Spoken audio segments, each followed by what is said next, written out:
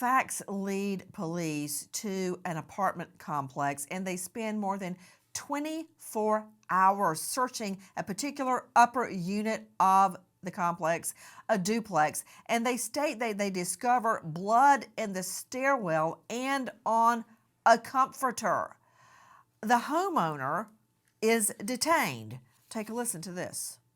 Milwaukee sheriffs reveal Maxwell Anderson remains in custody as a person of interest connected to the remains found along Lake Michigan. Anderson has not yet been criminally charged, but does have a rap sheet. Anderson has several convictions, including disorderly conduct, domestic abuse, and DUI over the last 10 years. In 2 incidents, Anderson became violent with relatives, and in a third, beat a stranger who intervened in an argument between Anderson and a woman. Anderson is said to work as a bartender for several establishments in the Milwaukee area. Alexis Tereszchuk, what, if anything, does this guy, this convict, have to do with a high school girl?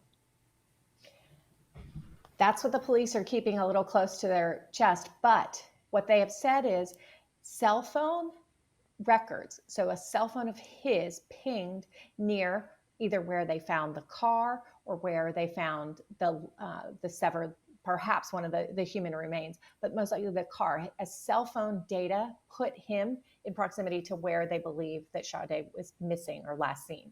So that is a big telltale sign that his phone.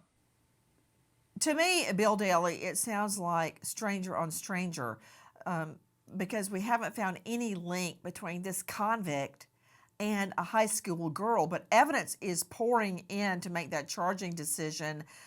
For instance, blood found in Anderson's home matches the leg discovered at Warnemont Park.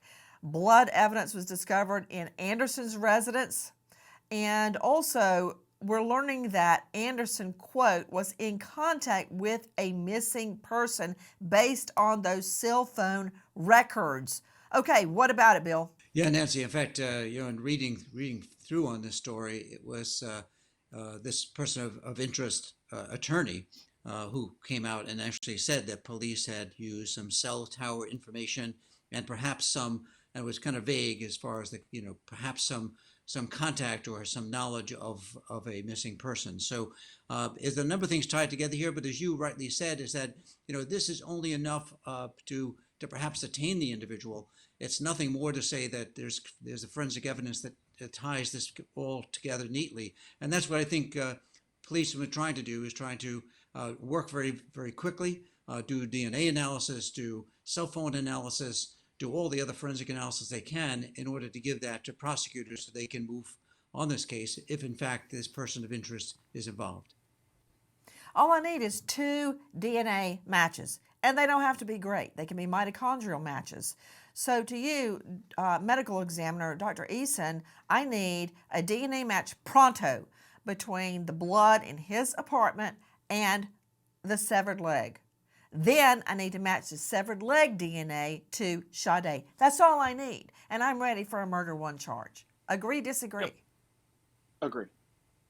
How hard is that? It shouldn't take very long. Technology is very good And these what days. about it? What about it, Matthew Mangino? You think I need more than that? I got a severed leg, a missing girl, and blood in his apartment. They all 3 match? Well, certainly that would be adequate, but I would always want as much evidence as I can. This is these incidents, the fire, the arson. It's in a city. I'm sure there's video out there. I'd like to see some of that if it could be retrieved. I'd like to see if we have any additional video in the area. Mangino, it ain't Christmas yet, man. I'm not going to tie it up with a bow and put it on the Christmas tree until we go to indictment. Right now, I want this guy behind bars. I don't want him to get out. We need a formal charge to hold him. Then you can work around the clock and build the case. We need him to stay behind bars until the case is built. We wait as justice unfolds. If you know or think you know anything about this case or about Sade, dial 414-935-7252. Repeat, 414-935-7252.